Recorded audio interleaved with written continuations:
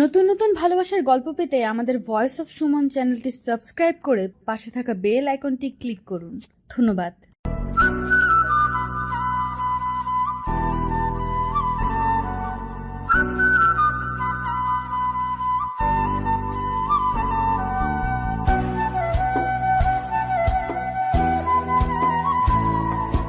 শেষমেশ বিয়েটা ভাঙতে বাধ্য হলেন কনেপক্ষ। অনুষ্ঠান মঞ্চের সকলের সম্মুখে বরের মুখোশ খুলে দিয়ে ঠায় দাঁড়িয়ে তিয়াশা। বিয়ের কোণে তখন বিহম্বল তাকিয়ে খানিক আগেই চেঁচিয়ে উঠেছিল তিয়া। রীতিমতো খুন করার ন্যায় হাঁসফাঁস করছিল সে। পরিস্থিতি খারাপ দেখে চেপে ধরল ওর বন্ধু আয়ন। আমাকে ছাড়, এই হারামের বাচ্চাকে আমি মেরেই ফেলবো। আমাকে কাল বিয়ে করবে বলে আজ এখানে বিয়ে করতে এসেছে। ছাড় আমাকে জানোয়ার, তোকে তো জুতা পেটা করবো আমি। রওনাকের অবস্থা কাহেল, পরিস্থিতি সামলানোর উপায় খুঁজে পাচ্ছে না। টিয়া যেন আরও রেগে যায়। স্টেজের সামনে থাকা ফ্লাওয়ার ভাজগুলো ভেঙে শান্তি হয়নি তার। কোণের সামনে গিয়ে থেমে যায়, মেয়েটির দিকে আঙুল তুলে বলে, এই মেয়ের জন্য? হ্যাঁ, এই মেয়ের জন্য তুই আমার সাথে প্রতারণা করলি, আর আমি জানোয়ার আজ তোর বিয়ে করা স্বাদ মেটাবো আমি। মেয়েটার গলা চেপে ধরে টিয়া। সবাই চেঁচিয়ে ওঠে। রওনাক ছুটতে যায় সেদিকে। এবার কনেকে ছেড়ে রওনাকের উপর হামলা করে। রওনাকের জিভ বেরিয়ে আসার উপক্রম। আয়ন এতক্ষণ মুখ টিপে হাসলেও এবার টিয়াকে আটকায়। টিয়ার থেকে ছাড়া পেয়ে বারবার শ্বাস নেয় রওনাক। সকলে ছুটতে আসে ওর দিকে। কি হচ্ছে বুঝতে পারছে না। একজন লোক চেঁচিয়ে উঠলেন, সম্ভবত কনের বাবা তিনি। কি হচ্ছেটা কি? এই মেয়েটা বা কে? এভাবে হামলাই বা করছে কেন? আঙ্কেল, আমি আপনাকে পরে বোঝাবো সব। আগে কি বুঝাবি তুই? কি বলবি ওনাদের? কথা বলতে বলতে রওনাকের কাছে চলে এসেছে তিয়া। আয়নের ইচ্ছে হচ্ছে মাটিতে গড়াগড়ি খেতে, তবে খুব কষ্টে হাসি থামিয়ে রেখেছে। রওনাকের কলার চেপে ধরে গালি প্রদান করলো তিয়া। হারামির বাচ্চা, মেয়ে মানুষ দেখলে হুঁশ থাকে না তাই না? জিভ দিয়ে পানি পড়ে, শুধু টাকা চাই তোর। দেখো তিয়া, ভাষা খারাপ করবে না বলে রাখলাম। দাঁতে দাঁত চেপে বলল রওনাক। তিয়ার রাগ বাতাসের গতিতে বৃদ্ধি পেল। সর্বশক্তি দিয়ে ধাক্কা দিল রওনাককে। ধাক্কা সামলাতে না পেরে বর আসনের নিচে পড়ে গেল রওনাক। এতক্ষণ পর বিয়ের কোণে তথা জারিন মুখ খুলল। কি হচ্ছেটা? কি এসব? আমাকে কি পাগল মনে হয় সবার? আর রৌনক, এসব কি? কে এই মেয়েটা? জানি না আমি। রওনাকের কথা পূরণ করতে পারেনি। তার পূর্বে অট্ট হাসিতে ফেটে পড়ল তিয়া। সকলের দৃষ্টি এখন ওর উপর। কিছুক্ষণ বাদে বলল তিয়া, এই হারামির উদ্দেশ্য হলো টাকা। যে যত টাকা দিবে তার সাথে রিলেশন করবে। মানে? বোঝাচ্ছি আমি। এই যে ভোলা ভালা সুন্দর চেহারাটা দেখছো, এর পেছনে লুকিয়ে আছে এক নিকৃষ্ট মানুষ। একটু থামলো তিয়া। আয়নের দিকে তাকাতেই আয়ন ইশারায় আশ্বস্ত করলো। তিয়া বলা শুরু করলো, প্রথমে তোমাকে সাহায্য করবে, তারপর নানা বাহানা পাকিয়ে তোমার থেকে টাকা নেবে, কথার জালে ফাঁসিয়ে দিয়ে প্রেমের ফাঁদে ফেলবে, আর সর্বশেষ যেখানে সুযোগ সুবিধা পাবে সেখানে বিয়ে করবে অথবা বিয়ের অভিনয় করবে। তোমার টাকা শেষ হয়ে গেলে প্রয়োজনে তোমায় বিক্রি করে দিবে লম্পট একটা। রওনাক শুকনো ঢোক গেল। তিয়াকে না থামালে সর্বনাশ হয়ে যাবে। তিয়ার দিকে এগোতে গেলেই বাধা হলো আয়ন। ফিসফিস করে বলল, বেশিবার বেরো না খোকা, ঝড়ে পড়ে যাবে। খেলা তো সবে শুরু। কটমট করে উঠল রওনাক। সেসব দেখার সময় সুযোগ নেই কারো। সবার দৃষ্টি তিয়াকে ঘিরে। তিয়া বলছে, আমার সাথে রিলেশন করে অন্য মেয়েকে বিয়ে করতে এসেছে। এই যে একটু আগেও ও আমাকে বলল তোমার বাসায় না মানলে কালকেই বিয়ে করব আমরা, অথচ এইদিকে বর সেজে আছেন উনি। না জানি আর কত জনের সাথে প্রতারণা করে চলেছে। আঙ্কেল, এই মেয়েটা মিথ্যা বলছে। মিথ্যা বলছি আমি? ওয়েট, দেখাচ্ছি প্রমাণ। ফোন বের করলো তিয়া। রওনাকের ভয়েস রেকর্ডটা শুনিয়ে দিল সবাইকে। রাগে আক্রোশে ফেটে পড়ল জারিন। গলায় থাকা মালাটা দুমড়ে মুচড়ে ফেলে দিল। রওনাক বারবার চেষ্টা করছে ওকে থামাতে, কিন্তু ওকে তোয়াক্কা না করেই চলে গেল জারিন। মাথার চুলগুলো খামচে ধরল রওনাক। ওর মুখের একতলা থুতু ফেলে চলে গেল তিয়া। খিটমিট করে হাসলো আয়ন। রওনাকের ব্লেজারের কলার ঠিক করে দিয়ে বলল, খেল খতম জামাই রাজা। আওয়ান, তোকে আমি। আহ আহ, আওয়ার নয়, বল আরহাম আওয়ান। বেটা, শুধু স্যার নেমে ডাকে কেউ? গিভেন নেম কি তোর বাপ এসে বলে যাবে? মুখ সামলে কথা বল আওয়ান। Big zero man. তোর মতো মানুষের সাথে কথা বলতেই আমার গা ঘিন ঘিন করে। রৌনকের টাইটা জোরে গলায় লাগিয়ে দিয়ে ছুট লাগায় তিয়ার পানে। তিয়া কাঁদছে, চোখের পানি নাকের পানি এক করে নিয়েছে। মনোযোগ পেতে খ্যাক খ্যাক করে কাশলো আয়ন। তিয়া গড় করে বলল, দেখ, তুই আমাকে লেগ পুল করবি না একদম, তাহলে আমি পানিতে ঝাঁপ দিয়ে মরে যাব। হ্যাঁ, আসছে আমার পানিতে ঝাঁপ দিয়ে মরে যাওয়া ত্যাগী। আমি এখন মজা করার মুডে নাই, একা থাকতে দে আমায়। থাক, একা বারণ করেছে কে? আওয়ান প্লিজ। বিরক্তিকর শব্দ করে একটু দূরে অবস্থান করলো আয়ন। ওপাশ থেকে নানান রকমের কান্নার আওয়াজ কানে এসে লাগছে, যেন মেঘ ডেকেছে আর বৃষ্টিও সাড়া দিয়েছে। তাই তো অঝোর ধারায় কেঁদেই চলেছে তিয়া। পরিবেশের বাতাবরণ মিহি সুন্দর আজ। আকাশে মেঘ জমেছে, যেমন তেমনই জমে আছে রোদ্দুর। ছোট্ট সময়ে বায়ুমণ্ডলের এই বিশেষ রূপটাকে কত ধরনের ছড়াতে সাজাতো তিয়া। হালকা রোদ্দুরে মাঝে যখন বৃষ্টি পড়তো তখন বলতো রোদ হচ্ছে, বৃষ্টি হচ্ছে, খেক শিয়ালের বিয়ে হচ্ছে। কৃত্রিমতার থেকে প্রকৃতিকে বেশি অনুভব করে তিয়া। ওর মনে হয় মেঘ আর বৃষ্টির খুব ভালো একটা সম্পর্ক রয়েছে। এই যে মেঘ ডাকলেই বৃষ্টি চলে আসে, সব কিছু তুচ্ছ করে হাত দুটো বুকে চেপে ধরে এক ফালি শ্বাস নিল সে। বাতাসে ফুলের গন্ধ ছড়িয়ে ছিটিয়ে সে ঘ্রাণ নাকে প্রবেশের মাত্রই কম্পন সৃষ্টি করলো ওর দেহে। বিড়বিড় করে বলল, বাতাস, তুই কি হবি আমার প্রাণ? মেঘের ডাকে বৃষ্টি যেমন সাড়া ফেলে, তেমন করে তুই কি আমার ডাকে সাড়া দিবি? মেঘ বৃষ্টির মতো করে আমরা কি একটি গল্প লিখতে পারি না? এতটাই তুচ্ছ আমি? মেয়েটার কথায় ব্যথা ছড়িয়ে পড়ল। মৃদু হাসি ছন্দ এঁকে ঘরে প্রবেশ করলো আয়ন। তিয়া বুঝতে পারল অসময়ে কে এসেছে। কাউচের উপর পা এলিয়ে দিয়ে আয়ন বলল, কিরে, আজকাল হিংসে করছিস খুব? কিসের হিংসে? কার সাথে হিংসে করছি আমি? ওই যে বললি মেঘ বৃষ্টির মতো কেউ তোর ডাকে সাড়া দিবে কিনা। কেউ বলেনি, বলেছি বাতাস আমার সঙ্গ দিবে কিনা। বেশি বেশি বলিস না তো। অবশেষে বায়ুমণ্ডলের সাথে প্রেম করার শখ জেগেছে। তা বায়ুমণ্ডলের কয় স্তর আছে জানিস তো? দেখ আওয়ান, আমার ভালো লাগছে না, প্লিজ যা এখন। ধপ করে কাউচ ছেড়ে উঠে গেল আওয়ান। তিয়া কোনো প্রতিক্রিয়া করলো না, ঠোঁট দুটো কৃশ করে সুর বাজালো। তিয়াকে উদ্দেশ্য করে বলল, বয়েই গেছে আমার। এসেছিলাম কারণ আন্টি বলল তুই নাকি ছ্যাঁকা খেয়ে বেকা না হয়ে খাবারের উপর অভিমান করেছিস, তাই ডাকতে এসেছিলাম। হয়েছে, এবার যা তুই। আগে খাবার শেষ করবি, তারপর যাব আমি। আওয়ান প্লিজ, একটু একা থাকবো আমি। তোর সাথে কেই বা থাকতে চেয়েছে? ধ্যাৎ, যা আসছি আমি। কৃত্রিম হাসি ফুটল আওয়ান, আঙুল উঁচিয়ে পড়ল। পাক্কা? না, 4 ছক্কা। শব্দ করে হেসে উঠল দুজনে। তিয়া তোয়ালে দিয়ে ওয়াশরুমের দিকে আগালো। ওর জীবনে আওয়ানের অবস্থান কিছুটা মেঘ না চাইতেই জলের মতো। হুটহাট মন ভালো করে দিবে, তবে অনাকাঙ্ক্ষিত ধাক্কাটা এখনো সামলাতে পারেনি। হাজারো হোক, রওনাকের প্রতি একটা অনুভূতি তো ছিলই, তাই না? জীবনে বিরহ বেড়ে গেলে মানুষ রবি ঠাকুরের গান শুনে, আর তিয়া তার বিপরীত নিয়মে গিয়ে জার্টিন বিভারের গান শুনে চলেছে। সাউন্ড এত বেশি যে ঘরে ঢুকেই কান চেপে ধরলো আওয়ান।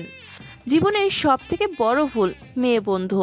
এই মেয়েরা জীবন দশায় প্রচণ্ড আবেগী হয়, আর এদের আবেগ সামলানোর মতো বিশাল দায়িত্বখানা উড়ে এসে জুড়ে পড়ে ছেলে বন্ধুর ঘাড়ে। সাউন্ড বক্স অফ হতেই বিছানা থেকে মুখ তুলে তাকালো, কিন্তু আওয়ানকে দেখে ও কোনো রকম প্রতিক্রিয়া না দিয়ে ঠায় শুয়ে রইল আগের মতো। কোমরে হাত গুজে আওয়ান বলল, ভার্সিটি যাস না কেন? মন চায় না। সামনে যে টেস্ট পরীক্ষা আর তারপর ফাইনাল, সেই ধ্যান আছে? আছে। যা, এখন বিরক্ত করিস না। দেখ তিয়া, এই ঝড় বৃষ্টির মাঝে এসেছি শুধু তোর মুড ঠিক করতে। আমার কথাটা শোন। তুই আমার মুড আরও নষ্ট করে দিয়েছিস। আশ্চর্য, মানুষ কি আর প্রেমে ছ্যাঁকা খায় না? কয়জন এমন বিরহ পালন করে বলতো? তুই কি যাবি না আমার সামনে থেকে? না, যাব না। দুজনেই নাছোড়বান্দা, কেউ কাউকে এক চুলও ছাড় দিতে রাজি নয়। আকাশে মেঘ ডেকে চলেছে, এক্ষুনি বৃষ্টি এসে আলিঙ্গন করবে ধরায়। সামনেই ফাইনাল পরীক্ষা, পড়াশোনায় ঢিল দিলে যা হতে পারে, কেউ চায় না তার জীবনে থেকে একটি বছর বৃথা যাক। তাহমিদার সাথে কথা বলছে আওয়ান, সেই আলোচনা শোনার জন্য কান পেতে আছে তিয়া। তবে এতে তেমন সুবিধা করে গেল না। কথা শেষ করে ড্রয়িং রুমে এলো। তিয়া রিমোট দিয়ে চ্যানেল পাল্টে খাবার খেতে লাগলো। টিভিতে কার্টুন চলছে এখন, অথচ কার্টুন পছন্দ নয় মোটেও। সবটা বুঝতে পেরে অন্তরালে অযাচিত দীর্ঘশ্বাস লুকালো। ছাতা খুলে নিয়ে বাসা থেকে বের হয়ে এলো। দরজার কাছে এসে থামলো তিয়া। আওয়ান গেটের কাছে দাঁড়িয়ে আছে। ছাতা থাকার সত্ত্বেও শরীরের এক অংশ ভিজে একাকার, চোখ মুখ কুঁচকে রইল কিছুক্ষণ। আওয়ান আবার ফিরে এলো। তিয়া কোনো প্রশ্ন করবে তার আগে কিছুটা পানি ছিটিয়ে দিয়ে ওর গায়ে। এটা কি হলো? বৃষ্টির সাথে বন্ধুত্ব? যত সব। কাল ভার্সিটিতে 2টো বাজে পার্টি আছে, তুই না আসলে আমি কিন্তু ফিরবো না আর। যাব না আমি। তিয়া, আই এম সিরিয়াস। আমিও যাব। মেন গেটের কাছ থেকে তুমুল গতিতে হর্নের শব্দ করে যাচ্ছে জিমাম। এই ঝড় বৃষ্টির মাঝে পরম নিরুপদ্রবে ঘুমিয়েছিল নিজ বাতাসে। তবে বন্ধুর প্রয়োজনে ছুটতে আসতে হলো তাকে। ছাতাটা গুটিয়ে নিয়ে গেটের কাছে এলো আওয়ান। জিমামের অন্তরালে বিরক্তি, তবে চোখে মুখে তার প্রকাশ্য নেই। বাইকের পেছনে বসতেই সুর সুর গতিতে চলতে লাগলো বাইক। দুই বন্ধুই বৃষ্টিতে ভিজে চিপচিপে কাক বেজা হয়ে ফিরেছে আওয়ান। ছোট বোন আরুষি একের পর এক প্রশ্ন তুলে যাচ্ছে, যার উত্তর দেওয়ার প্রয়োজন বোধ করছে না ছেলেটা। তোয়ালে দিয়ে মাথা মুছে ভেতরে চলে এলো। এক হাতে শার্ট প্যান্ট রেখেই আরুষি আবার প্রশ্ন করলো, সত্যি করে বলতো ভাইয়া, এই ঝড় বৃষ্টির মাঝে কোন রাজকার্য সম্পন্ন করে এলি? কেন? তুই জেনে কি করবি? বৃষ্টির পানি তো তোর ভালো লাগে না, অথচ সেই বৃষ্টির মাঝেই বের হয়ে গেলি হঠাৎ। তো এটা নিয়ে এত মাতামাতির কি আছে? সেদিন যে আমি তোকে বললাম পাশের দোকান থেকে একটা ফেস প্যাক এনে দে, তখন তো বৃষ্টির দোহাই দিলি। দিয়েছিলাম। তাহলে আজ কি করে গেলি? তুই বুঝবি না গাধা। এখন ধর তো ফোন আর ওয়ালেট, পুরো ভিজে গেছে ফোন। কে জানে অক্ষত আছে কিনা। আরুষির কপালে হালকা করে চাপড় মেরে বাথরুমে ছুট লাগালো সে। এই ভরার সন্ধ্যাতে কাক ভেজা শরীরে ঘরে এসেছে। সে যদি কোনোভাবে মায়ের নজরে পড়ে, তাহলে লঙ্কা কাণ্ড ঘটে যাবে, যা কাম্য নয়। তামজিৎ খন্দকারের একমাত্র সন্তান তিয়া। জীবনে না পাওয়া বলতে কোনো অপশন নেই। প্রয়োজনের আগে সব কিছু দেখেছে। সেই হিসেবে এক লম্পট ছেলের জন্য শোক পালন করা বোকামি ব্যতীত আর কোনো কিছু নয়। তবে এত সহজে ট্রমা থেকে বের হতে পারছে না। সারাক্ষণ ক্ষুধার্ত বাঘুনির মতো প্রতিশোধের অনল বয়ে চলেছে। এত বড় প্রতারণার শিকার আগে কখনো হয়নি যে, তাই বক্ষস্থলটা একটু বেশি বিক্ষত। সকাল থেকে দুবার খাবারের জন্য ডেকেছে তাহমিদা, তবে বিছানা থেকে দেহ পিঞ্জর সরছেই না। আবারও ডাক দিলেন তিনি। অলস ভঙ্গিতে উত্তর করল তিয়া, আমি আরো ঘুমাবো মা। সে কি কথা? তাহলে ভার্সিটিতে যাবে এখন? আমি তো ভার্সিটি যাব না আজ। মেয়ের জবাবে সন্তুষ্ট হলেন না তিনি, তাই ছুটে এলেন এক প্রকার। তিয়াশার রাগ অভিমান সম্পর্কে খুব ভালো করে জ্ঞাত, তাই অনুনয় করে বললেন, কাল কত আশা নিয়ে বাসায় এসেছিল ছেলেটা, আর আমি তো খুব জোর নিয়ে বলেছিলাম তুই যাবি। বিষয়টা কেমন দেখায় না? আমাকে না জিজ্ঞেস করে কেন বলো এমন কথা? দেখ মা, জীবনটা অনেক বড়। বয়স কত তোর? মাত্র জীবন দেখতে শুরু করেছিস, এক্ষুনি ভাঙলে চলবে? আমি ভেঙে পড়িনি মা, শুধু রাগ হচ্ছে খুব। আমার সাথে এমনটা কি করে করলো? আহা, জাহান্নামে যাক না সেসব। এখন বিছানা ছেড়ে উঠে ফ্রেশ হয়ে নাস্তা কর, তারপর ইচ্ছে হলে ভার্সিটিতে যাবি, না হলে না। তাহমিদার কথাকে সম্মান করে বাথরুমে গেল তিয়া। আয়নার কাছে আসতেই রওনাকের চেহারা মনে হলো। আক্রোশে হাতে থাকা পেস্ট বক্স ছুঁড়ে মারল। ঝনঝন শব্দ তোলে কয়েক টুকরো হয়ে গেল মিরর। এক অংশে লেগে আছে আর তাতে নিজের মুখচ্ছবির স্পষ্ট কিছু অংশ দেখা পেল, যা ভয়ঙ্কর তিমিরাচ্ছন্ন। খিটমিটে মেজাজের মেয়ে শানেন, সকলের কাছে এমন বিরূপ প্রকৃতিতেই পরিচিত। মুখে হাসির রেখা পাওয়া যেন কোনো বিরল কাহিনী, সকলের ভালো মুডকে নষ্ট করে দিতে পারে মুহূর্তেই। তাই বন্ধুরা তেমন একটা পছন্দ করে না ওকে। তবে আওয়ান সবার থেকে আলাদা, শানেনকে খুব আগলে রাখে। মেয়েটার মন বোঝার শক্তি যেন সৃষ্টিকর্তা একমাত্র ওর মাঝেই বহন করে দিয়েছে। অবশ্য এতে বাকিরা অনুরাগ শূন্য, তবুও সবাই এগিয়ে চলতে মানিয়ে নেওয়ার এক নিষ্ফল চেষ্টায়। হ্যাঁ, এই সকলের কি অবস্থা? ভালো। আজ একটু লেট কেন তো? আসলে আমার কাজিন এসেছে, ওর সাথে আড্ডা দিতে গিয়ে লেট হয়ে গেল। কিন্তু আহ্বান কোথায়, আসেনি আজ? এসেছে তো। আসছে যখন, কোথায় মহারাজ? সেটা তো ঠিক জানি না। চারপাশে একবার চোখ বুলিয়ে বসলো শানেন। মডার্ন ফ্যাশনে চলাফেরা করে সব সময়, সেই কারণে পাছের লোক নানান কথাই শোনায়, তবে সামনে কারো টু শব্দটিও নেই। হেই আহ্বান। সানিন, ওয়াও, তুই আজ এলি যে? সূর্য ঠিকঠাক উদয় হয়েছে তো? বেশি বেশি হচ্ছে। এমনিতেই আসতাম কাল থেকে, তবে শুনলাম কি যেন পার্টি হচ্ছে। ভালোই করেছিস। আসলে আমি তো বেমালুম ভুলে গিয়েছিলাম তোর কথা। কথাটা বলেই হাসতে শুরু করেছে আওয়ান। এই হাসিটা বিশেষ পছন্দ হলো না শানিনের, তবে সেগুলোকে গায়ে মাখলো না এই সময়ে, বরং ব্যাগ থেকে একটা বক্স বের করে বলল, এটা তোর। কিন্তু সানিন, এখন না, প্লিজ। সকলের মাঝে উপহার গ্রহণ করতে পছন্দ করে না আওয়ান, তবুও জোরপূর্বক হাসার চেষ্টা করে বক্সটা নিল। হয়তোবা কোনো বড় ব্র্যান্ডের ঘড়ি আছে এতে, যা পরে থাকবে কাবাডের কোনো এক এলোমেলো কোণে। গাড়ি দিয়ে চলাফেরা করে তিয়া, তবে সেটা সব সময় নয়। মূলত বিলাসিতা সহ সকল কার্যক্রম ওর মনের উপর নির্ভর করে। পরিবারের একমাত্র মেয়ে হওয়ায় কারোর সাধ্য নেই কিছু বলার। তবে আজ গাড়ি ছাড়াই বের হলো। দারোয়ান অবশ্য বললেন গাড়ির কথা। তিয়া নাকচ করে বলল রিক্সা ডেকে দিতে। কথা মতো রিক্সা ডেকে দিলেন দারোয়ান। বাতাস খুবই উষ্ণ নয়, আবার শীতলও নয়, কেমন যেন গুমোট বসন্ত বসন্ত ভাব। তবে মূলত এখন চলছে বর্ষাকাল। খটখট আওয়াজ করে এগিয়ে যাচ্ছে রিক্সা। কি সুন্দর জাদু রয়েছে যন্ত্রটিতে। ড্রাইভার মামার পায়ের ছোঁয়াতেই চলছে মাইলের পর মাইল। পৃথিবীর সকল সৃষ্টিকর্ম বড় আশ্চর্যজনক। এসব ভাবতে ভাবতেই ভার্সিটির কাছে চলে এলো তিয়াশা।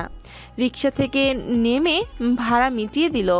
ব্যাগটা ভালো করে কাঁধে নিতেই চোখ যায় রোডের ওপাশে থাকা এক আইসক্রিম পার্লারের মেন ফটকে। জোরালো হাসির সাথে মেতে আছে শানিন আর আওয়ান। মেয়েটার ভাবভঙ্গিমা কখনোই ভালো লাগে না ওর। মনে পড়ে যায় প্রথম দিনের কথা। সেদিন কি অপদস্থটাই না করেছিল ওকে। পরে অবশ্য ক্ষমাও চেয়েছে, তবে তিয়ার ক্ষোভ মেটেনি। আইসক্রিমের বিল মিটিয়ে লম্বা লম্বা পা ফেলে সব থেকে ঝড়ের গতিতে বের হয়ে এলো আওয়ান। কিছুক্ষণ পূর্বেই ভার্সিটির গেট দিয়ে তিয়াশাকে যেতে দেখেছে। শানেন কিছুই বুঝল না। হাতে থাকা আইসক্রিমটা গলে গেছে বেশ কিছুটা। সেটার দিকে তাকিয়ে হতাশার শ্বাস লুকালো। জীবন উপখ্যান এক এক সময় এক এক রকম। এই মুহূর্তে যে তোমার সাথে আছে কাল সে নাও থাকতে পারে। সবাই শুধু উপর দিয়ে বিবেচনা করে, কারো সময় আছে অন্য কারো অন্তঃকরণের খোঁজ রাখা। Sorry everyone. রাগ, তুই তো সরি। এই ইহ জগতের সব থেকে লেট ব্যক্তিটা হলি তুই। তাই এক্সাম হলে কার লেখা সবার আগে কমপ্লিট হয় বলো তো? আর ভার্সিটি শেষ হলে কে সবার আগে বের হয়? সেটা তো তোর এক্সট্রা অ্যাক্টিভিটি। তবে ভার্সিটিতে সবার লেট তো তুই ঢুকিস, তাই না? তো হলো তো, ক্রস ক্রস। সুমিতার শব্দ ভাণ্ডার এবার খালি। বারবারই যুক্তি দিয়ে ক্রস ক্রস করে মুক্ত হয়ে আছে তিয়া। এই মেয়ের সাথে কথায় পারা মুশকিল। মাত্রই চিপসের প্যাকেটটা খুলেছে জিমাম। চারোপাশ থেকে চারটা হাত সবগুলো চিপস নিয়ে নিল। ঘটনাটা এতটাই দ্রুত ঘটল যে প্রতিবাদের সুযোগও পেল না। বিহম্বল হয়ে যাওয়া মুখের পানে তাকিয়ে হেসে উঠল চারজন। কয়েক সেকেন্ড পর সেই হাসির সাথে যোগদান করলো জিমাম নিজেও। বন্ধু মানেই খাবার ভাগ বসানো, আর বন্ধু মানেই এক আত্মা দুইটি প্রাণ। এদের ক্ষেত্রে এক আত্মা ছটি প্রাণ। মাঝে শুধু পেন্ডিং হয়ে আছে শানিন। মেয়েটার সাথে সকলের বনিবনা হয় না তেমন, তবে বন্ধু মহলের একটি আসন তার জন্য বরাদ্দ করে দিয়েছে সকলের প্রিয় আয়ন। তবে এই সপ্তম আত্মাটা সকলের থেকে আলাদা।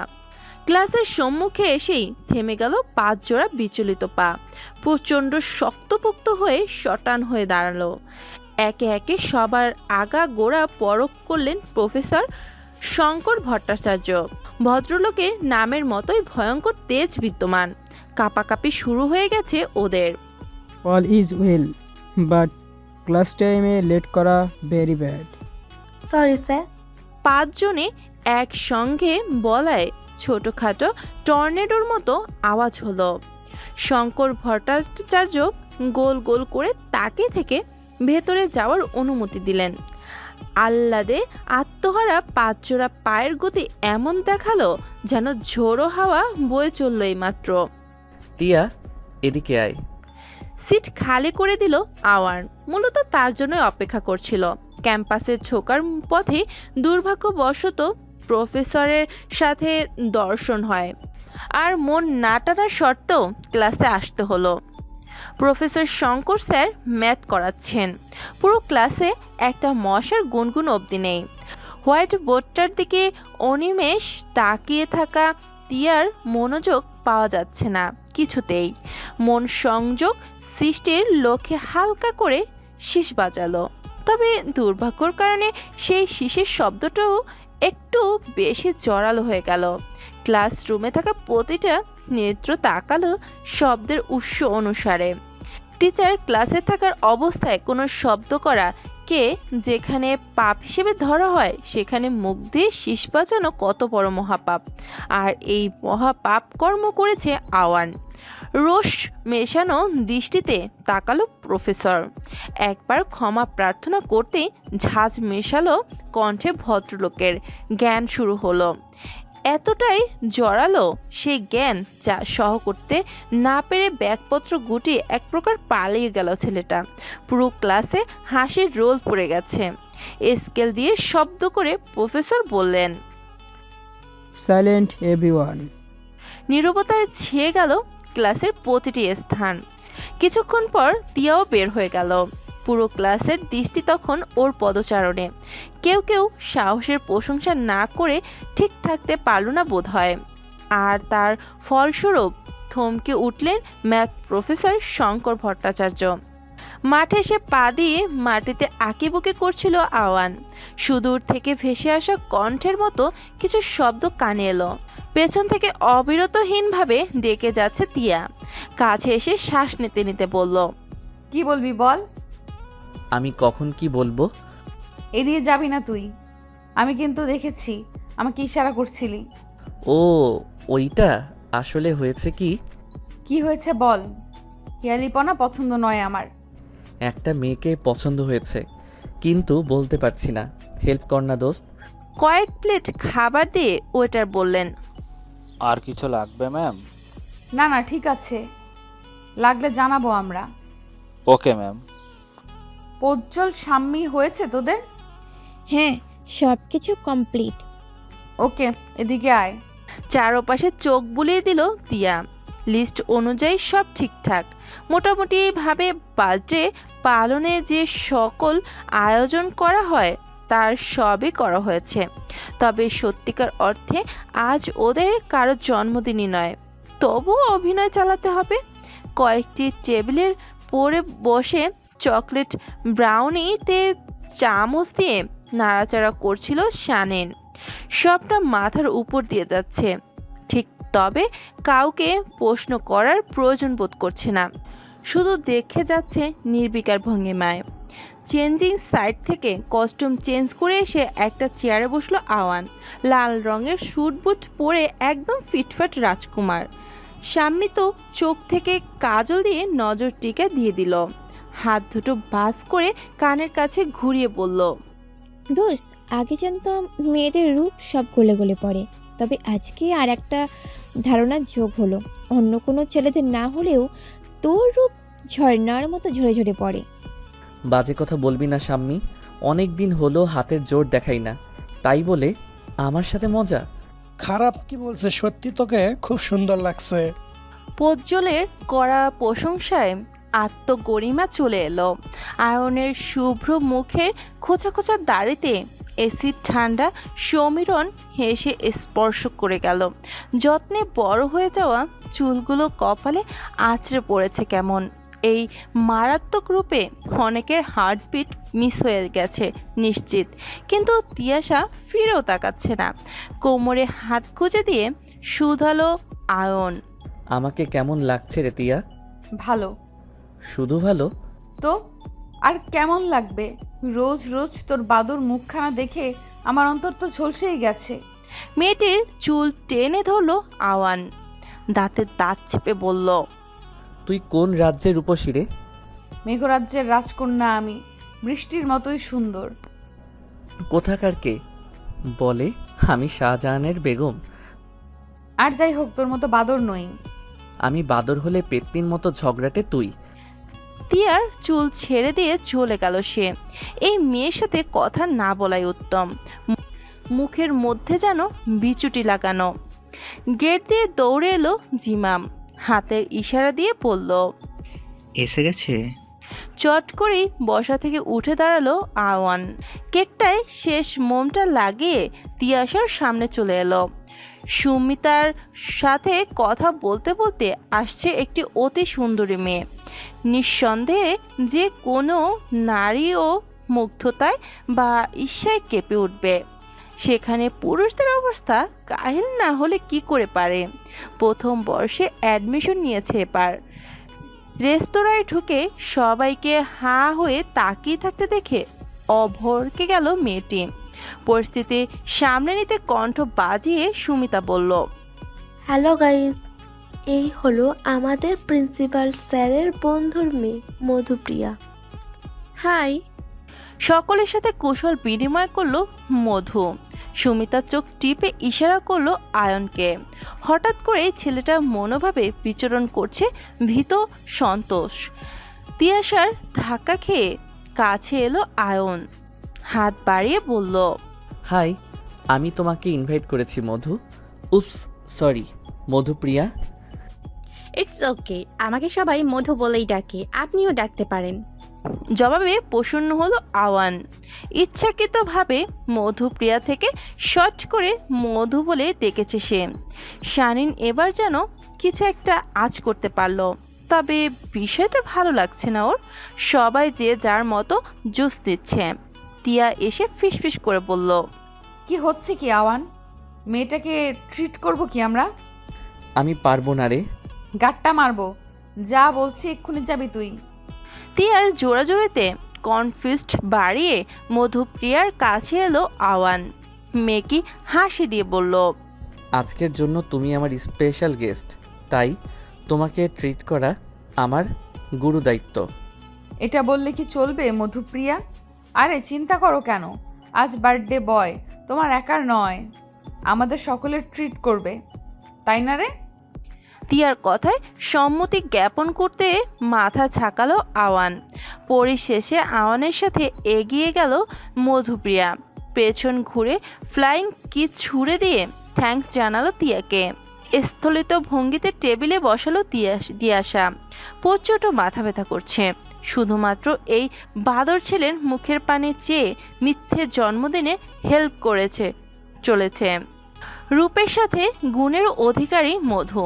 মেয়েটির সম্পর্কে যতই শুনছে ঠিক ততই বিমুগ্ধ হয়ে যাচ্ছে আওয়ান। ড্রয়িং ক্লাস না করেও কেউ এত সুন্দর ছবি আঁকতে পারে? 2 দিন আগেই সেল ফোন নাম্বার আদান প্রদান হয়ে গেছে ওদের। মধুপ্রিয়া এত সহজে বন্ধুত্ব করে নিবে তা যেন ছিল আকাশ কুসুম কল্পনা। ফোনের ফ্রন্ট সাইডে নিজের ছবি ছিল, সেটাকে বদল করে নিয়েছে সেদিনের সাক্ষাৎ শেষে। আওয়ানের 6 সেন্স বলছে মধু তার প্রেমে হাবুডুবু খাচ্ছে নিশ্চিত। ভার্সিটি যেতে হবে, তাই চটজলদি ফোন রেখে ওয়াশরুমের দিকে ছুট লাগালো। শাওয়ার শেষ করে মিনিট 5 মাঝেই পুরোপুরি তৈরি হয়ে গেল। দৃষ্টিনন্দন সৌন্দর্যের অবস্থান না হলেও আয়নের চালচলন সকলের নজর কেড়ে নেয় ক্ষণিকের পরিচয়ে। দাঁড়াও আওয়ান। মায়ের ক্ষীণ কণ্ঠ। আয়নের পা থমকে গেছে তখনই। সচরাচর মায়ের এমন কণ্ঠ শোনা যায় না, তাই বেশ অনেকটাই ভয় হলো। লাইব্রেরির রুম থেকে খটখট শব্দ হচ্ছে। দিনের এক অংশে ভদ্র মহিলা লাইব্রেরিতে বসে সাহিত্য পাঠে ব্যস্ত থাকেন। সন্তানদের প্রতি বেশ ধীর। পান থেকে চুন খসলেও তুলকালাম করে দেন। কর্মজীবনে একসময় ছিলেন ম্যাজিস্ট্রেট। বেশ কয়েক বছর পূর্বে এ পেশা থেকে সরে আসেন। সেটা যেন বড় এক রহস্য। তবে সন্তানদের প্রতি দৃঢ়তা সর্বদাই একনিষ্ঠ। আম্মি আসবো? আসো। কোথায় যাচ্ছ তুমি? ভার্সিটিতে। পলিটিক্যাল ইস্যুর কারণে ভার্সিটি তো অফ আজ। ফাইনাল ডিপার্টমেন্ট তো অফ নয় আম্মি, চাইলে খোঁজ নিতেও পারো। ছেলের কথায় জোর দেখা যাচ্ছে। বইয়ের পাতা উল্টাতে উল্টাতে তাকালেন তিনি। নিজেকে ঠিক রাখতে খুব কষ্ট হচ্ছে আয়নের। সামনে দাঁড়িয়ে থাকা নারীটি শুধু তার গর্ভধারিণী মা নয়, বরং একজন একনিষ্ঠ মানুষও বটে। তার সামনে এমনভাবে মিথ্যা বলা চারটিখানি কথা নয়। টেবিলের উপর ধপ করে বইটা রাখলেন সুষমা। বদ্ধ কক্ষে সে শব্দ অনুতুরে শোনালো, যেন বহুদিন পরে কোনো শব্দহীন কক্ষের দ্বার উন্মুক্ত করেছেন অজানা কেউ। সরি আম্মি, আমি খুব খুব সরি। আমার মিথ্যে বলা উচিত হয়নি। কতবার একই কথা বলবে আওয়ান? আমি এবার সত্যি মর্মাহত আম্মি। আমি আসলে বন্ধুদের সাথে আড্ডা দিতে যাচ্ছিলাম, যদি তুমি বারণ করো, তাই এই মিথ্যেটা। বাক্য পূর্ণ করার জন্য যেসব শব্দের প্রয়োজন আপাতত সেটা মাথায় আসছে না। শুকনো ঢোক গেল। না জানি কি আছে এই কপালে। কয়েক সেকেন্ড পর বাতাবরণ হালকা হলো। সুষমা মোলায়েম কণ্ঠে বললেন, তিয়াশা আমাকে ফোনে বলেছে তুমি যেতে পারো। নিজের কানকে যেন বিশ্বাস করতে পারল না আয়ন। তাই হাঁ হয়ে যাওয়া মুখটা বন্ধ করেই তাকিয়ে রইল সুষমার পানে। তিনি আবারও একই কথা বললেন। খুশিতে লাফিয়ে উঠল। তবে তার স্থায়িত্বকাল খুবই কম। কোনো মতে রুম থেকে বের হলো। দেয়ালে ঝুলিয়ে রাখা নিজের সবথেকে প্রিয় ব্যাট নিয়ে চুমু এঁকে দিল। ব্যাডমিন্টন টুর্নামেন্ট নিয়েই কথা বলছে জিমাম। অন্য পাশে আড্ডা দিচ্ছে বন্ধু মহলের বাকি সদস্যরা। ফিল্ডের কাছে এসেই মুখের ভঙ্গিমা বদলে ফেলল সে। রৌনক আর তার দলবল এসেছে। হাতে রয়েছে ব্যাডমিন্টন ব্যাগ। এই যে খোকা, এখন আমরা খেলবো এখানে। আমরা আগেই জায়গা দখল করে রেখেছি, তাই আমরা খেলবো আজ। বললে জায়গা কি তোর বাপের? মুখ সামলে কথা বল রৌনক, না হলে কি? থেমে গেলি কেন? বল কি বলছিলি? দেখ, তোর সাথে ঝগড়া করার কোনো মুড নাই আমার, তাই এখনই চোখের আড়ালে যা। দাঁত কিরমির করতে করতে পাশ কাটালো রৌনক। এই নাদোষ নদোষ ছেলেটার এত সাহসের একমাত্র উৎস তিয়াশার করা সেদিনের অপমান। ডান গালে হাত রেখে নেত্রপলক বন্ধ করলো। সমস্ত ঘটনা একে একে রিপিট হতে লাগলো চোখে। তীব্র আক্রোশে হাতে থাকা র্যাকেট ব্যাট চেপে ধরল। সঙ্গে সঙ্গে বেঁকে গেল ইউনেক্সের ব্যাট। টুর্নামেন্ট শুরু হবে মাত্র কয়েক মিনিট। জ্যামে আটকে আছে আয়ন। শহরে রাজনৈতিক দলের নেতা বের হওয়া মানে গরিবের পেটের ভাত কেড়ে নেওয়া। দেশ ও জাতির কল্যাণে সৃজন ঘটেছে নানান দলের, তবে কল্যাণের থেকে অকল্যাণের সংখ্যা অধিক। ঘামে ভেজা টি শার্টটি গায়ের সাথে লেপটে গিয়ে বডি মাসেল স্পষ্ট হয়ে গেছে। অতি যত্ন করে তোলা মিহি চুলগুলো রোদ খাচ্ছে শীতল সমীকরণে। ছুটে এসে সামান্য নাক কুচকে বলল আয়ন, এত জ্যাম বোধহয় পুরো জীবন দশাতে দেখিনি আমি। তুই যে ঘেমে নে একাকার, এখন খেলতে পারবি তো? পারবো পারবো, আগে বলো মধুপ্রিয়া এসেছে কিনা? এসেছে তো, গ্যালারির শীর্ষে বসে হাসি তামাশা করছে। উদ্দাসিত হাসলো আয়ন। জিমাম এসে বাহু চেপে শুধালো, তিয়া কোথায় রে? আরে বলিস না ওর কথা, কতবার বললাম কিন্তু আসলোই না। কি বলিস আসেনি? কিন্তু আমায় যে... অর্ধেক বাক্যের মাঝে মধুকে দেখলো আওয়ান। এদিকে আসছে মেয়েটি। পরনে মেরুন রঙের ক্যাজুয়াল শার্ট আর জিন্স, গলায় ঝোলানা ফ্যাশনের স্কার্ফ। মেয়েটির চোখের দিকে তাকিয়ে ঠোঁট দুটো প্রসারিত করলো। মধুকে বেশ উৎফুল্ল দেখালো। আয়নার আগেই প্রশ্ন করলো মধু, কেমন আছো আওয়ান? বেশ ভালো, ইউ লুকিং বিউটিফুল। থ্যাঙ্কস। আচ্ছা চলো ওই দিকটাই যাই। ঘাসের উপর বসলো মধু আর ওর ঠিক 2 হাত পাশে বসলো আয়ন। মেয়েটি একের পর এক গল্প করে চলেছে। ক্ষণে ক্ষণে ফুটে উঠছে সুচেতা ভাব। বাঁশির শব্দে পেছনে তাকালো আওয়ান। টুর্নামেন্ট শুরু হতে চলেছে, তাই বলল, এবার তো আমাকে যেতে হবে মধু। হ্যাঁ হ্যাঁ নিশ্চয়ই, বেস্ট অফ লাক। হাত নাড়িয়ে বিদায় জানালো আয়ন। ঘাসের উপর আরো কিছুক্ষণ বসে থেকে গ্যালারির দিকে অগ্রসর হলো মধু। ঘুম জড়ানো কণ্ঠে তিয়ার রাগ গলে গলে পড়ছে। এতবার বলার শর্তেও কল করেছে স্বামী। মেয়েটিকে বলেও লাভ হয় না, তবুও বলল, দেখ, আর একবার ভিডিও কল করলে ফোন সুইচ অফ করে দিব আমি। দোস্ত এমন করিস কেন? আমাদের 2 বন্ধু টুর্নামেন্টে খেলবে আর তুই দেখবি না? আমার চোখে শুধু ঘুম শাম্মী, ভিডিও করে পাঠিয়ে দিস। দোস্ত গুমোট মুখ থেকে চোখ ফেরালো তিয়া। কল কাটার আগে শানিন এসে যোগ দিল। মেয়েটার কণ্ঠ আজ উগ্রতাযুক্ত। শানিনের সাথে টুকটাক যা কথা হলো তা গত 3 বছরের বন্ধুত্বে কখনোই হয়নি। এমন পরিবর্তনে সব থেকে অবাক হয়েছে তিয়া। আদৌ কি মেয়েটা বদলে গেল? টুর্নামেন্ট হেরে মুখ ভার, এভাবে লজ্জায় মাথা ঢুকে যাচ্ছে জানলে কখনোই আসতো না আয়ন। মায়ের আঁচলে মুখ গুজে থাকতো লক্ষ্মী ছেলের রূপে। ভাগ্য কি না এভাবে ঠকালো তাকে।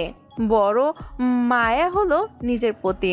সাথে কোথা থেকে যেন ভেসে এলো করুণ স্বীকারোক্তি। আজকের টুর্নামেন্ট হেরে যাওয়ার একমাত্র কারণ তিয়া। মেয়েটার দোষ সব দিকে।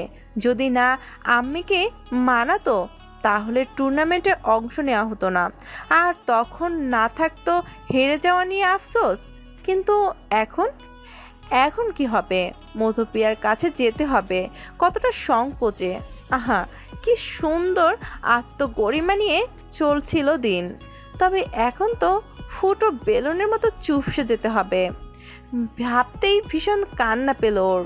শুধুমাত্র মধুপ্রিয়ার দর্শন থেকে বাঁচতে পেছনের দিকে দিয়ে বেরিয়ে এসেছে। কখনো কল্পনাও করেনি জীবনে তাকে চোরের মতো পালাতে বাধ্য করবে।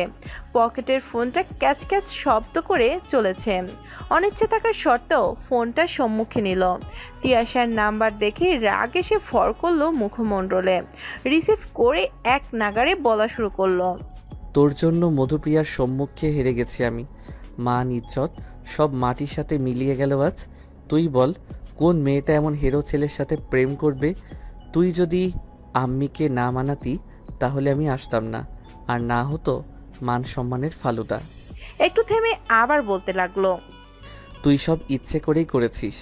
নিজে তো প্রেমে ছ্যাঁকা খেয়ে বেহাল অবস্থা, এখন আমার প্রেমটা শুরু করার আগেই ভেঙে দিলি। কার সাথে কথা বলছি আমি? শুধু শুধু সময় নষ্ট হলো। ধ্যাত। কল কেটে গেছে। তিয়ার চোখে মুখে বিরক্তি ভাব। এই মুহূর্তে এসব কথা যেন আয়ন না বলে রওনাক বলতো তাহলে কেঁদে পুরো ঘরের অবস্থা খারাপ করে দিত, কিন্তু এখন শুধুই রাগ হচ্ছে। একটা শিক্ষা পেল আজ। সাধে বলে না, লোকের ভালো করতে নেই, না হয় দোষটা পড়বে তোমারই ঘাড়ে। বহুদিন ধরেই তামজিৎ খন্দকার মেয়ের বিয়ে নিয়ে ভাবুক হয়েছেন, তবে মেয়েকে বলার মতো সাহস হচ্ছে না।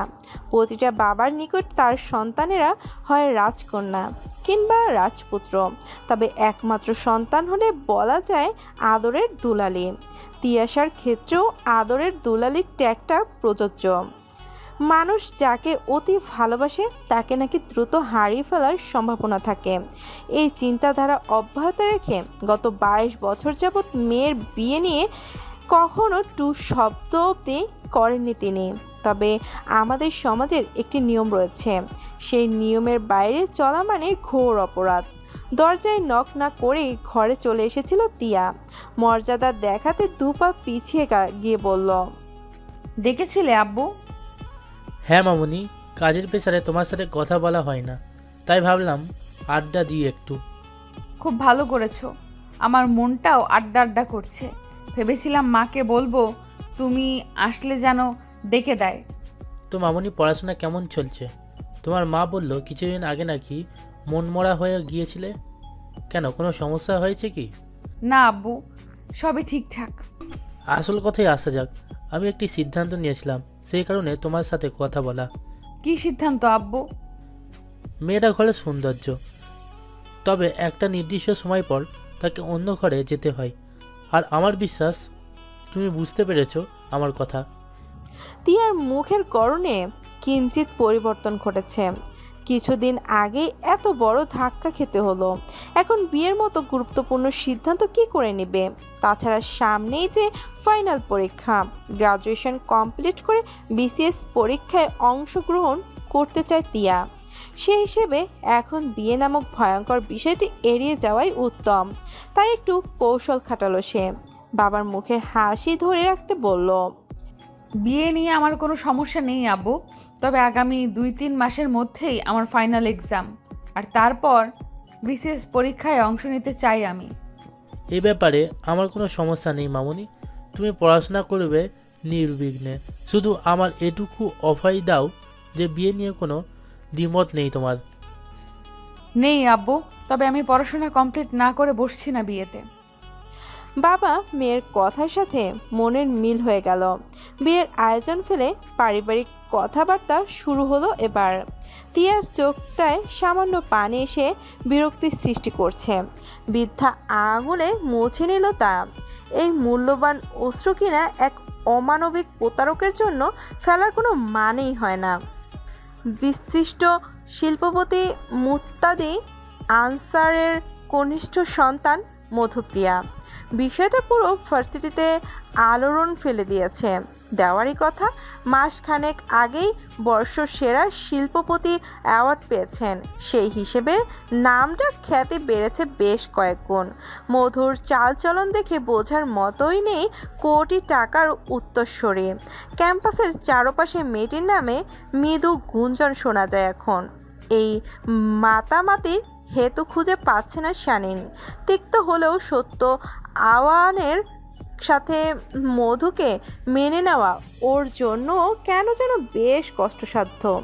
সকলের উপনীত হওয়ার অপেক্ষা করছিল, তবে দ্বিতীয় বর্ষের এক ছেলের চাহনি দেখে অদ্ভুত ঠেকল। কেমন করে যেন দেখছে ওকে। মুখ দিয়ে বিরক্তিকর শব্দ তুলে পথ বাড়ালো সে। ডিপার্টমেন্টের কাছাকাছি এসে পেছন ঘুরে রাগে সুরে শুধালো শানীন, এই ছেলে আমার পিছু নিচ্ছ কেন? আমি তো আপনার পিছু নিইনি। মিথ্যে বলছো কেন? এই ডিপার্টমেন্টের কাছে কি দরকার? আপনাকে কেন বলবো? আশ্চর্য, মুখে মুখে তর্ক করছো, আবার যাও এখান থেকে। আপনি বললেই যাবো? আলবাদ যাবে, একবার নয় 1000 বার যাবে। খিটমিট করে হাসতে লাগলো ছেলেটি। শানিনের কপালের ভাঁজ বলে দিচ্ছে ঠিক কতটা বিরক্ত সে। তবুও ছেলেটার হাসি থামার নাম গন্ধ নেই মাত্র। একরাশ বিরক্তি নিয়ে নিজ ডিপার্টমেন্টের পথে অগ্রসর হতেই পেছন থেকে ছেলেটি বলল, আপনার লাল চোখের দৃষ্টি যে আমার ঘুম কেড়ে নিয়েছে, সে দায় দিবে কে? ঈষৎ রক্তিম চোখ নিয়ে আয়নের পাশে বসলো শানিন। ম্যাথ স্যারের ক্লাস আসার কোনো সব প্রশ্ন করার সুযোগ হলো না, তবে কিছু একটা গন্ডগোল ঠেকলো, যা ঠিক করে অনুমান হচ্ছে না। আবারও ভার্সিটি আসছে না তিয়া, এ নিয়ে ফোনে কলহ চললো কিছুক্ষণ, তবে তিয়াশার মনকে গলাতে পারল না কোনো ক্রমে। এমন অদ্ভুতভাবে পরিবর্তন হওয়া যেন অনায়াসে কয়েক প্রহরের মাথা ব্যথা। প্রেম নাকি বিরহের স্বাদ দেয়, তবে বন্ধুত্ব যে এভাবে কলহ বিরহ ঘুরিয়ে আনে তা জানা ছিল না কোনো কালেই। মেয়ে মানুষ হলো যন্ত্রণা, এদের ছাড়া চলেও না, আবার থাকলেও ভালো লাগে না। জিমামকে কল করলো আয়ন। এত আর্জেন্ট কল শুনে ছুটতে এলো সে। হাত পা কাঁপা শুরু করেছে। 8 তলা থেকে সিঁড়ি বেয়ে নেমেছে। লিফটে ওঠার সময় কোথায়? দোস্ত, তোর কি হয়েছে? এমন ব্যস্ত কণ্ঠ কেন? বাইকের চাবি দে। পকেট থেকে চাবি বের করে দিল জিমাম। আওয়ান শুধু বলল বিকেলে কথা হবে। পর মুহূর্তেই ধোঁয়া উঠিয়ে বাইক নিয়ে মিলিয়ে গেল দৃষ্টির থেকে বহু দূরে। হাঁটুতে চিবুক ঠেকিয়ে বসেছে আওয়ান, গালের একপাশে ওঠানামা করছে রাগে। তিয়াশার বাসায় বড় করে তালা ঝোলানো, এদিকে দারোয়ানকেও দেখা যাচ্ছে না। সিঁড়িতে বসে থেকে কোমরে ব্যথা হয়ে গেল, অথচ দারোয়ানের লাপাত্তা। সাহেব, এই যে সাহেব। হাঁটু থেকে মাথা তুলে তাকালো আওয়ান, চোখে মুখে ক্লান্তি, 2 চোখে হাত বুলিয়ে বলল, কোথায় ছিলেন চাচা? সেই 1টা থেকে বসে আছি। আমি তো ভাত খাইতে গেছিলাম। তবে আপনি জানেন না তিয়া মামুনিরা বাসায় নেই? কি বলেন? সকালেই তো কথা হয়েছে, আমাকে তো কিছু বলেনি। কি জানি, হয়তো মনে নাই। আনমনা হয়ে চলে এলো আওয়ান। তিয়াকে ইচ্ছাকৃত এমনটা করেছে তা বলার বাকি থাকে না। ভেতর ভেতর জ্বলন হচ্ছে খুব। শুধু শুধু এই মেয়ের জন্য চিন্তা করছিল, অথচ সব ঠিকঠাক। ইদানিং মধুপ্রিয়ার সাথে সময় কাটানো হয় না। সকাল বিকেল মিলিয়ে 2-1টা মেসেজের লাইন, বিষয়টা হয়তো সম্পর্কটায় খাত নামাতে পারে। সেই আশঙ্কায় কেঁপে উঠল আয়ন। মনে মনে ঠিক করলো গিফট নিয়ে যাবে মধুর জন্য, এতে হয়তো মেয়েটির সাথে সম্পর্ক গাঢ় হবে। চশমার ফাঁক দিয়ে নিজের ভাইকে দেখে চলেছে আরুষি। লোকে বলে সদ্য পা দেওয়া কিশোরী মন আর নব যৌবনের আগের সময়টা মানুষ একটু বেশি উপলব্ধির ক্ষমতা পায়, যা মাঝে এসে হারিয়ে যায়। নব যৌবনে পা দেওয়া আরুষির অবচেতন মন একটু বেশি উপলব্ধি করতে পারল ভাইয়ের যে মনের রোগ হয়েছে তা যে কেউ বলে দিতে পারে। আরুষি, একটা কাজ করে দিবি বোন? ফট করে এমন প্রশ্ন করায় আটকে উঠল আরুষি। বুকে থুতো দিয়ে কয়েকবার চাপড় দিয়ে হলো ভয় কাটানোর উদ্দেশ্যে। তারপর হাতের বইটা রেখে বলল, কি? তুই তো বাংলায় খুব ভালো, একটু গুছিয়ে উইশ লেটার লিখে দিবি। নর্মাল উইশ হয় না বন্ধুর জন্য, একটু আবেগ, নরম মোলায়েম প্রাঞ্জলভাবে অনুভূতি প্রকাশ। রাস্তায় জারিনের সাথে গুরুত্বপূর্ণ দেখা হওয়ার পর রওনাকের মন ভালো নেই। মেয়েটার সাথে জীবনের সব থেকে বন্ধুত্ব সৃষ্টি করতে চাচ্ছিল, যদিও এর পেছনে লুকিয়েছিল অসৎ উদ্দেশ্য।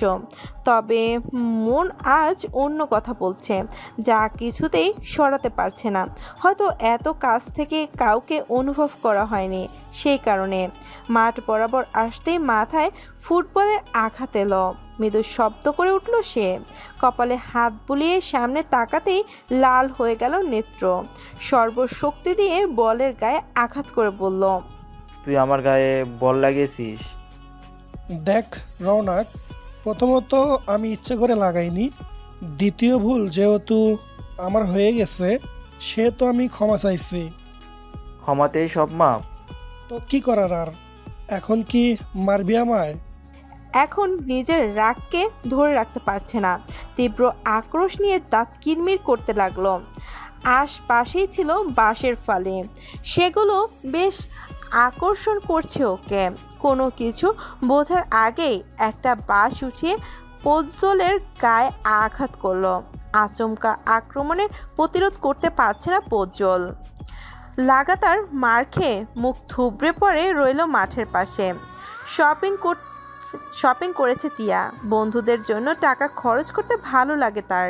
যদিও মিতব্যয়ী সে, তবু বন্ধুদের ক্ষেত্রে এই অঘোষিত ক্যাপশন তাকে স্পর্শ করতে পারে না। মৃদু শব্দে গান চলছে, দুই একটা লাইন ঠোঁটও মেলাচ্ছে। চোখ বন্ধ করে অনুভব করছিল শব্দগুলো। তবে ফোনের অনুভূতি রিংটোনের বজ্রাঘাত ঘটালো পরপর কয়েকবার। 4টে মিস কল উঠে রয়েছে। স্বামী কখনোই এমনটা করে না, বিষয়টা নিশ্চয় গুরুতর। সেই আশঙ্কায় কল ব্যাক করলো। ওপাশ থেকে হাউমাউ করে কাঁদছে স্বামী। কেন কাঁদছে জানা নেই, তবে ভয়ে বুক ধুকপুক করে উঠল। সুমিতা আর শারনীন সান্ত্বনা দিয়ে যাচ্ছে, তবে স্বামীর আর্তনাদ কমছে না কোনোভাবেই। ইতোমধ্যেই প্রজ্বল এর বাবা মাকে খবর দেওয়া হয়েছে। তারা গ্রামের বাসা থেকে রওনা দিয়ে দিয়েছেন। একের পর এক কলের রক্তের সন্ধান করছে আওয়ান, তবে কোথাও পাওয়া গেল না। স্বামীর মুখের দিকে তাকাতে হাহা করে লেপন করছেন অন্তঃকর্ণ। আমার ভাইটা বাঁচবে না রে, বল তোরা, ও বাঁচবে না তাই না? বাজে কথা না শাম্মী, কিছু হবে না ওর। জানি না কেন হারামির বাচ্চায় এমনভাবে মেরেছে, ওকে বিশ্বাস কর মাটিতে পুঁতে ফেলতে ইচ্ছে করছে। শারনীনের এমন মনোবাদে ক্ষণিকের জন্য অবাক হলো সুমিতা, তবুও ভাবুক হলো না। এখন সেই সময় নেই, প্রজ্জ্বলকে বাঁচাতে হবে। ডাক্তার বলেছেন সিরিয়াস কন্ডিশন, বাঁচার চান্স 40%। হসপিটালের করিডোরগুলোতে ছোটাছুটি করছে তিয়াশা। সে জানে এই হসপিটালে আনা হয়েছে প্রজ্জ্বলকে, তবে সঠিক ফ্লোরটা জানে না। ছুটতে ছুটতে 5 নাম্বার ফ্লোরের একটা কেবিনের পাশে দেখতে পেল আওয়ান পেছনের দিকে কপালে হাত ঠেকিয়ে আছে, গায়ে এলোমেলো পোশাক, বোঝাই যাচ্ছে খবরটা শুনে বাসার জামা পরে চলে এসেছে। পদর শব্দ শুনে তিয়াশাকে বলল, ভালো নেই রে। ডাক্তার কি বলেছেন? 40% বাঁচার সম্ভাবনা।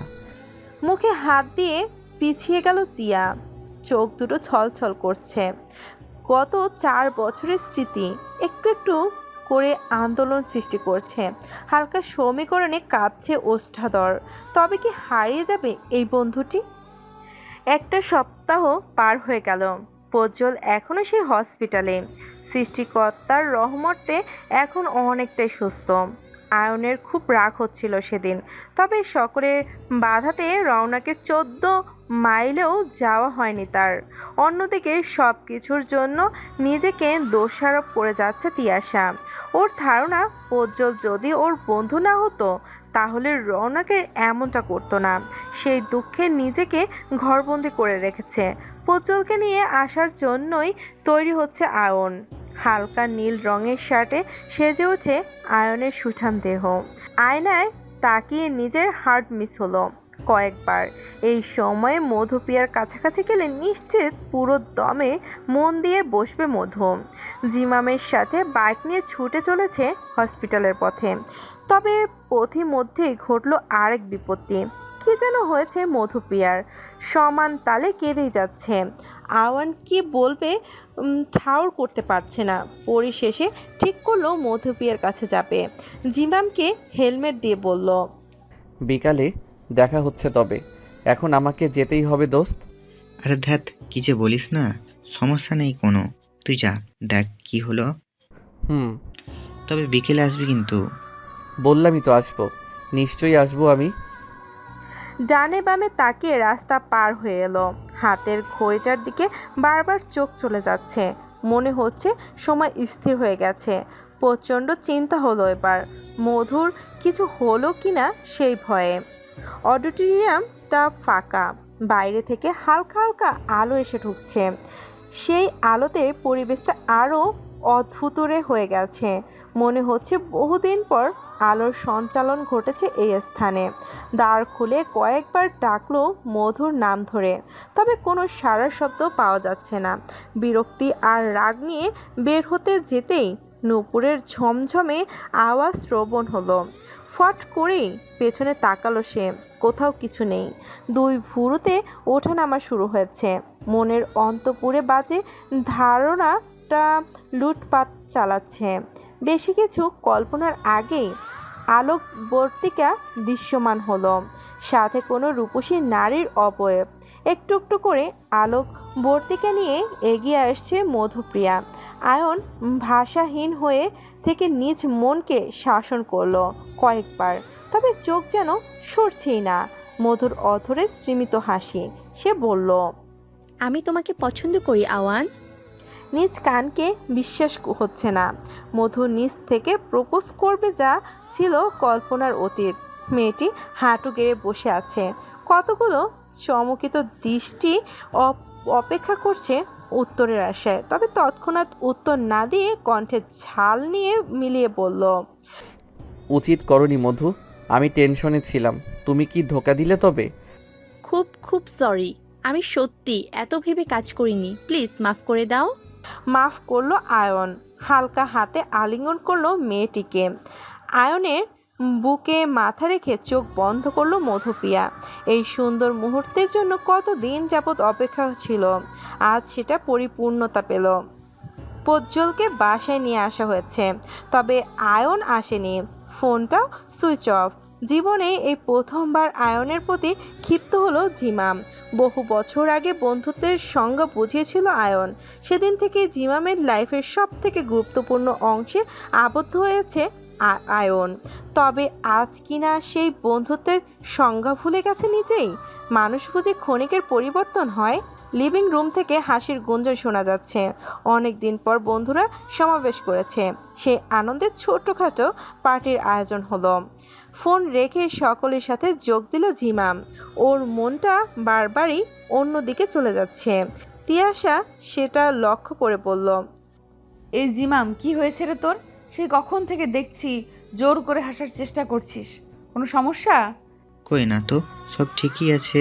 আসলে বহুদিন পর আড্ডা দিচ্ছি সকলের সাথে, তাই কেমন যেন আড়ষ্টতা কাজ করছে। আচ্ছা, সবাই আছে, আওয়ান কোথায়? কি যেন দরকারি কাজে আটকে গেছে রে, এত প্ল্যান করে নিজেই আসতে পারলো না। অর্থ সত্য বলে প্রসঙ্গ বদল করলো জিমাম। স্বামীর হাত ধরে আছে প্রজ্জ্বল। যমজ হওয়ার তরুণ জীবনে ভালোবাসার কম হয়েছে, বরং মারামারি হয়েছে বেশি। তবে এবার যেন দুজনের মন গলে জল হয়ে গেল। ভাই বোনের অন্যান্য ভালোবাসা ফুটে উঠেছে। সত্যি বলতে আমরা প্রিয় মানুষদের আঘাত করতে পারি, তবে অন্য কাউকে আঘাত করলে সহ করতে পারি না। সেদিনের পর 3টে দিন চলে গেল। আজকাল তো ভার্সিটিতেও আসছে না আয়ন। সারাক্ষণ মেতে আছে মধুপ্রিয়ার সহিত। নতুন প্রেম করে নিয়ন্ত্রণ হারিয়ে ফেলেছে। সময় কেটে যায় চোখের পলকে। সুষমা অধুনা আগের মতো সন্তানদের প্রতি খেয়াল রাখছেন না, সব সময় উদ্বিগ্ন থাকেন। না হলে টানা 3 দিন ভার্সিটি না যেয়ে থাকতে পারতো না আয়ন। আরুষির পড়াশোনাতেও ঢিল হয়েছে।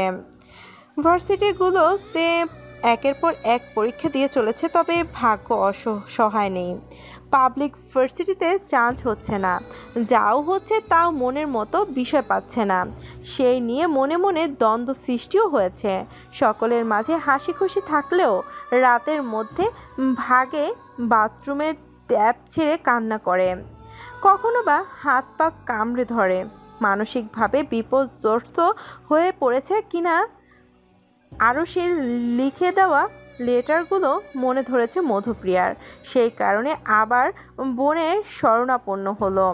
দরজার কাছে এসে ঠক ঠক আওয়াজ করলো। ভেতর থেকে রেসপন্স নেই। আবার নক করলো আওয়ান, তবে আরুষির সারা শব্দ নেই। গুটি পায়ে বেডের কাছে এসে নোটপ্যাড রেখে বলল, বনু, আরেকটা লেটার লিখে দিবি প্লিজ? প্রমিস, ক্যাম্পাসের স্পেশাল ফুচকা ট্রিট দিব। একটু থেমে আবার বলল, দেখ 500 টাকাও দিব, প্লিজ বোন লিখে দে না।